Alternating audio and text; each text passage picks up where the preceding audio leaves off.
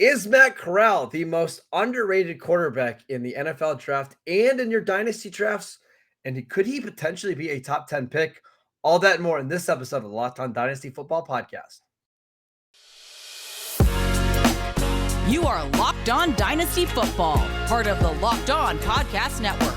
Here are your hosts, Marcus Mosher and Kate Magdziuk. Hey, everybody. Welcome into the Locked On Dynasty Football Podcast. I am Kate Magdziuk. You can follow me on Twitter at FFBallblast.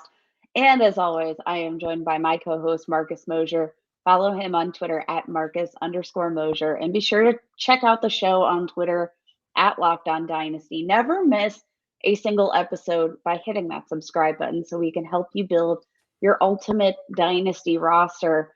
Marcus, we're back once again. I hope Matt and Ryan are enjoying their vacation this week, but not us.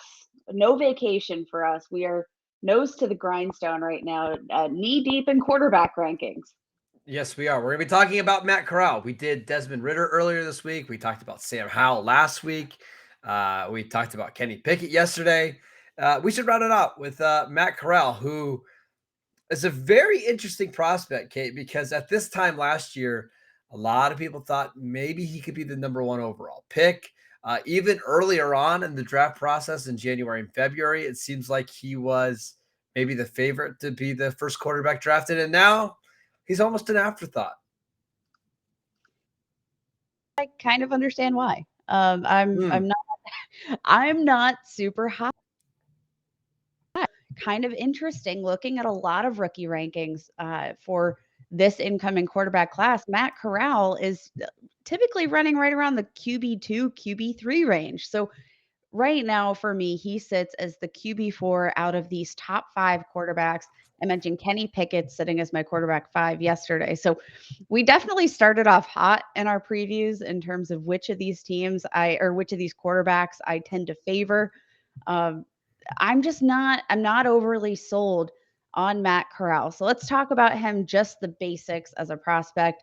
Can we do the good first? I feel like we're being very negative Nancy's the last couple of days. We should try to be positive about Matt Corral, at least to start, right? Before we tear it down. All right. I will start off positively. Ole Miss quarterback, 3-year starter, 6'1" and 5/8 inches, 212 pounds. So a little bit of a smaller frame, but had a couple of good seasons. Marcus, you mentioned back in the 2020 NCAA season, people were talking about Matt Corral as like this potential really high-end pick after a really fantastic breakout season. But kind of cooled off a little bit, I'd say, in his final season with Ole Miss.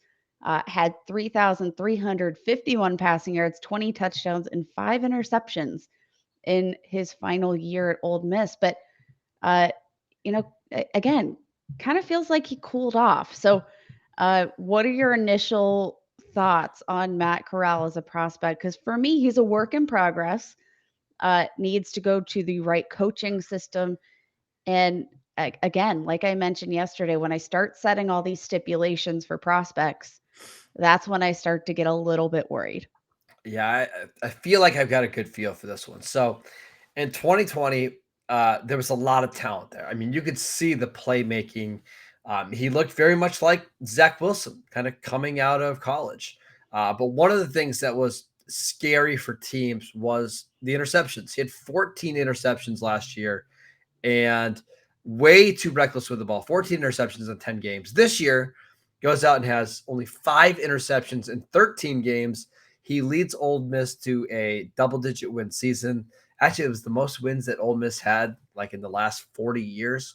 And you see the arm talent. You see the quick release. So on paper, when you're making a scouting report, Kate, he checks a lot of boxes, stats, SEC production, quick release, arm strength, athleticism, mobility, rushing ability. And then we get to the interview stuff starting in February and March. And there's some concerns about maturity and the character and if he's a leader of men. And I think that's why he's dropped from QB1 to QB4, maybe QB5. Yeah, that's definitely something. I mean, It's interesting, right? It's for sure interesting to see, the decrease in turnovers you like. But, in that vein, we also, in turn with his rushing production, he's a great athlete. Um, while the interception rate came down and he was protecting that football a little better, you also saw a drop in his touchdown production. Mhm. So, while he's being a little less reckless, you also maybe cap off some of that upside, which is not totally unexpected. But on the ground, 748 rushing yards, 11 touchdowns on the ground, which is fantastic for his Mhm. final season. But he tacked on there 8 fumbles. So while he was protecting it through the air a bit more, I think maybe he got a little bit more reckless in the run game, which I feel like we always see these higher fumble rates for these mobile rushing quarterbacks, but just something worth noting because he's had at least 6 fumbles in each of his 3 seasons Yep. as a Yep. starter at Ole Miss. Yeah, I think that's always going to be one of the biggest concerns for him is ball security, whether that's through interceptions, whether that's through fumbles. He just needs to be a little bit more careful with the ball. And then on top of that, Kate, there's a lot of questions about the offense that he played in with Lane Kiffin, where it was a lot of one read and throw. And if the read's not there, I'm taking off with the football. How is that going to translate to the NFL? I don't know. We saw Zach Wilson last year come from a very similar offense. We saw Trevor Lawrence come from a similar offense. Does that mean that he's going to struggle as a rookie? Probably. And then on top of that, he doesn't have the arm of Zach Wilson. He doesn't have the size of Trevor Lawrence. So where do you slot him as a quarterback prospect? It's really difficult. It's definitely difficult. And Marcus, you mentioned just like the product of Matt Corral coming out of this specific offense. So much of his production was based on like run pass options, a lot of screen yards too. Um, it's definitely a question about how is this skill going to translate to the NFL. But he does, again, like you said, he checks off a lot of those boxes. Uh, adjusting completion percentage ranked 8th among quarterbacks in the 2021 season. Uh, you know, he's doing pretty good overall, and led this Ole Miss team. He's got the arm strength. He's mobile. But again, I keep coming back to how is this going to translate to the NFL? Because I Yeah. think he's got the attributes, but maybe it's going to be a question about how he puts these all together at the next level. And I think there's a concern too about like the pressure, right? Because he wasn't pressured all that much at Ole Miss. He played in a wide open offense. So when he gets into the NFL and he's constantly being pressured, is he going to be able to throw around in tight windows? Is he going to be able to throw around defenders? He's not particularly big, 6'1 and a half, 212. I mean, it's very similar to Zach Wilson last year. Um, but I just think he's a lesser version of that. And how intriguing is that for teams? Plus, having some maturity questions. I don't know. We should talk about where we'd like to see him land, where we think he's going to fit in the draft. But before we do that, Kate, I want to tell you guys about a new sponsor that we have, Shady Rays. Shady Rays is an independent sunglass company that gives you the features of $200 sunglasses for a fraction of the price. That means polarized lens, well-constructed durable frames, and premium high-end finishes. Also, something you won't find anywhere else is Shady Ray's insane protection program. It includes lost and broken protection on every pair, and they will send you a brand new pair if you lose them, no matter what happened. Give them a try. And if you don't love them, you'll pay absolutely nothing. It's as simple as that. Plus, 10 meals are donated to fight hunger in America when you shop with Shady Rays. And exclusively for our listeners, head to shadyrays.com and use promo code LOCKEDON to get 50% off 2 or more polarized glasses. That is promo code LOCKEDON for their best deal of the season. 50% off 2 or more pairs of Shady Rays sunglasses. All right, let's talk about where we think he fits in this class. So, is it fair to say he's probably at best going to be the third quarterback drafted?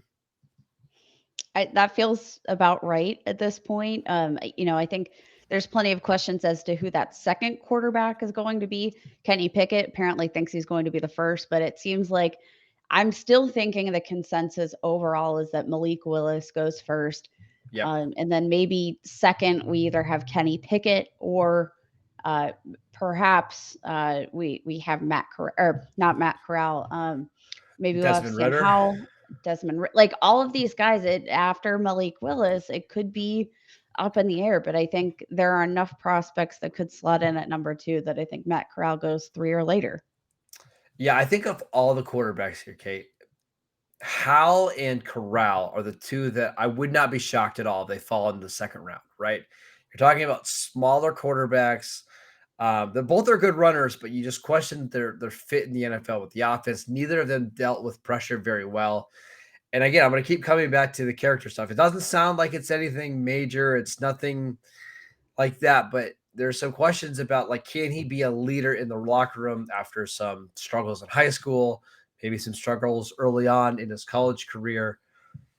Where would you like to see Corral land? Like, what's the ideal situation for him?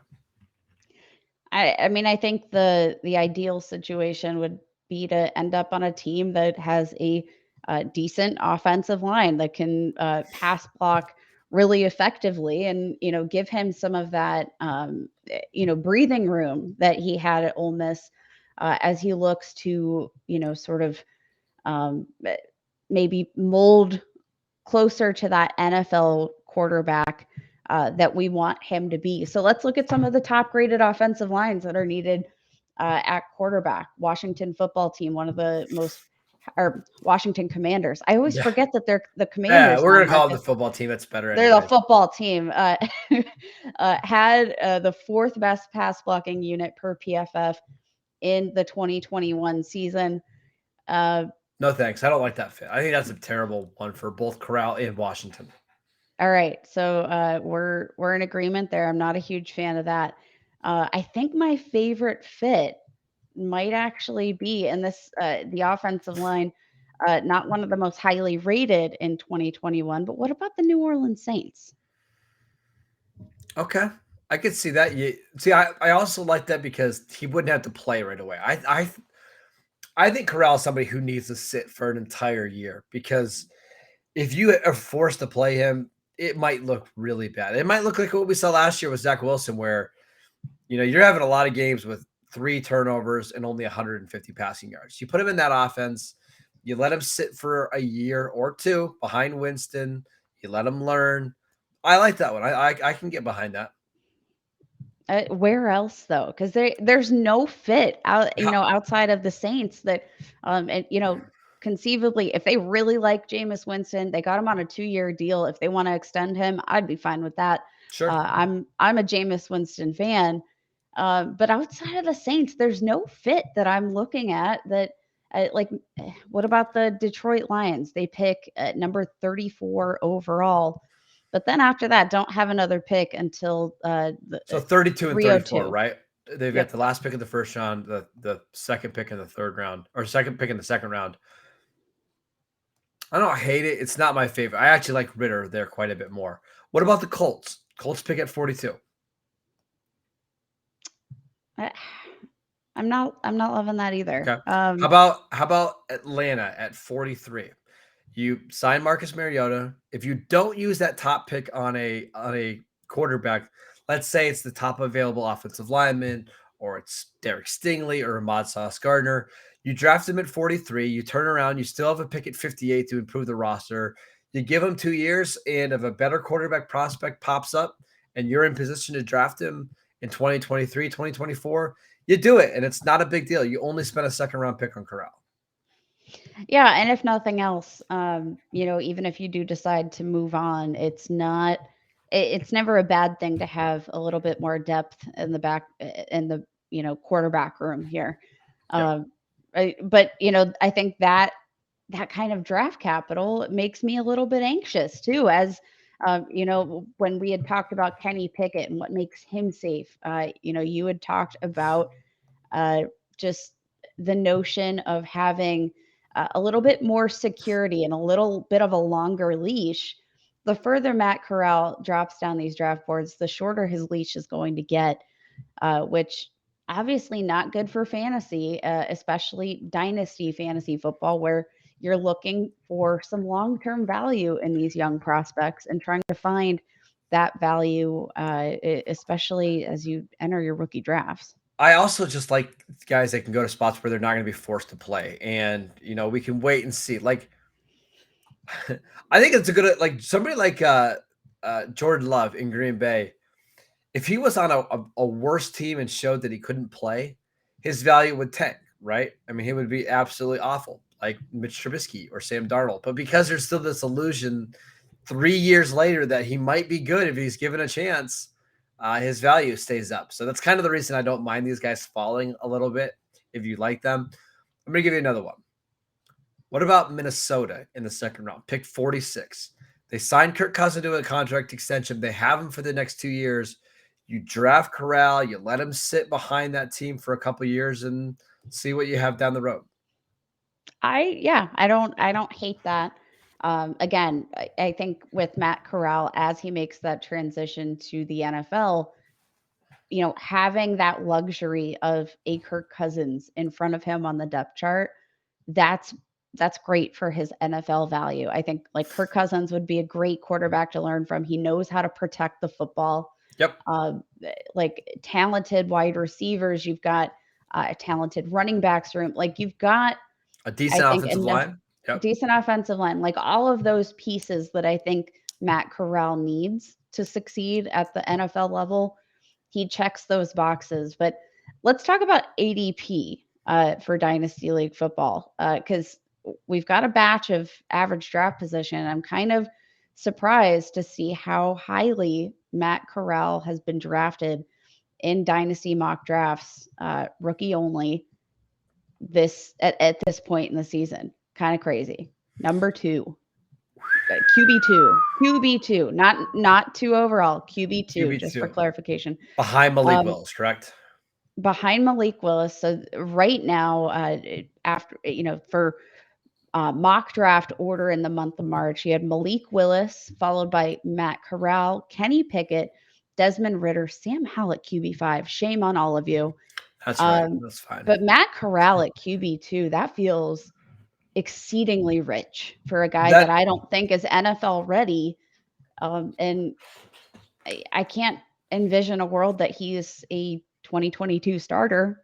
Why is his value so high? Yeah, that feels like the Dynasty community is still late to reacting to where he's actually going to be drafted, right?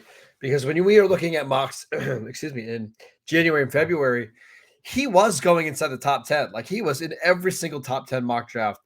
And now he's just not. And you'll see it from big name people like Daniel Jeremiah or Todd McShay. He's consistently falling to the second round. If he falls to the second round, there's just no way that he can be QB2 this year. You just can't, because it means the NFL doesn't view him as a franchise level guy. They view him as more a developmental level prospect in the mold of Kyle Trask and Kellen Mond and guys like that. Drew Lock. Those not listening or not watching on YouTube can't see my face, but I wasn't smiling as we were listing off those. Those guys here. Let's give the NFL credit. For the most part, they're pretty good at identifying the quarterbacks that don't deserve to go in round 1. I mean, way too often they overdraft guys, but when they know a guy doesn't deserve to go in round 1 and they get picked in round 2 or round 3, those guys very rarely turn out. Like the exceptions to the rule are like Andy Dalton and Russell Wilson over the last decade, right? It just doesn't happen. So if Matt Corral falls to 43, does get a little scary, Kate.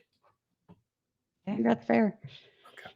I got a couple more Matt Corral thoughts that I just want to run by you before the show is over. But before we do that, I want to tell you guys about Built Bar. This time of year, almost everybody has given up on their New Year's resolutions, but not us. We are sticking to ours to eat better thanks to Built Bar.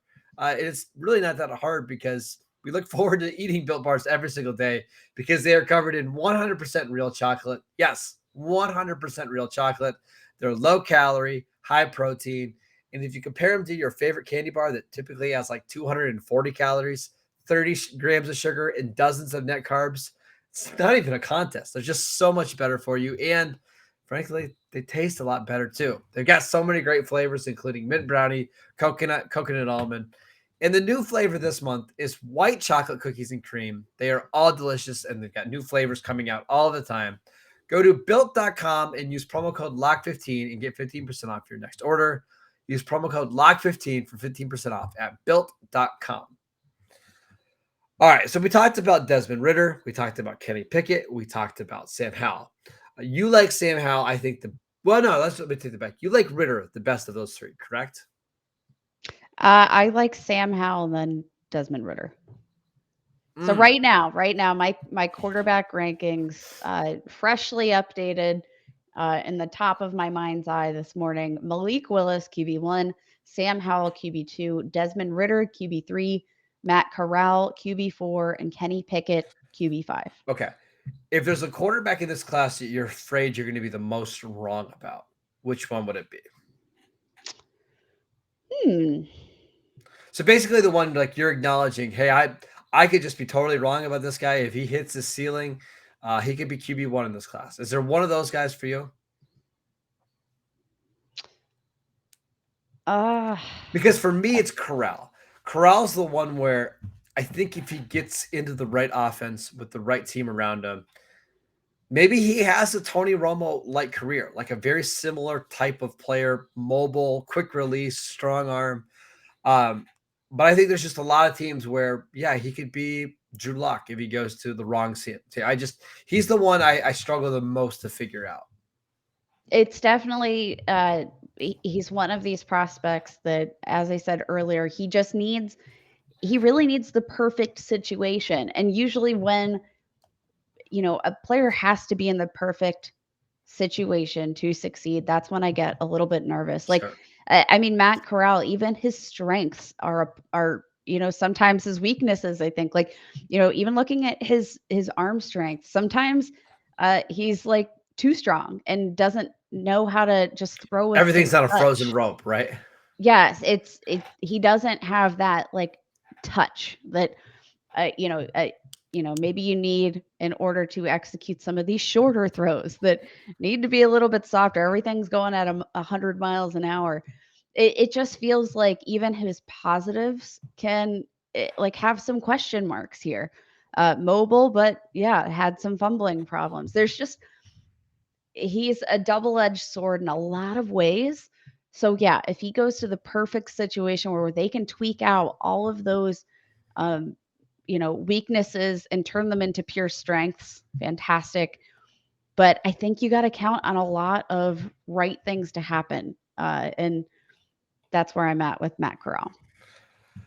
I feel like Corral is very likely to be like a Case Keenum in the NFL, right? Where most of the time is a low-end starter, but you get him in the right situation like he was in Minnesota, 2017, can put up some really good numbers. But I think that's the kind of the caliber of quarterback we're talking about here, Kate. At least in my opinion, and that's why I think I could be totally wrong. He could be so much better than that.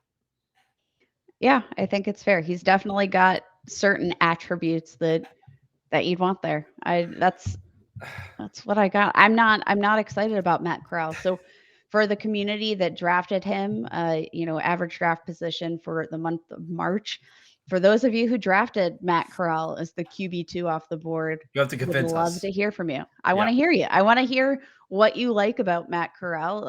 Enlighten me. Open my eyes.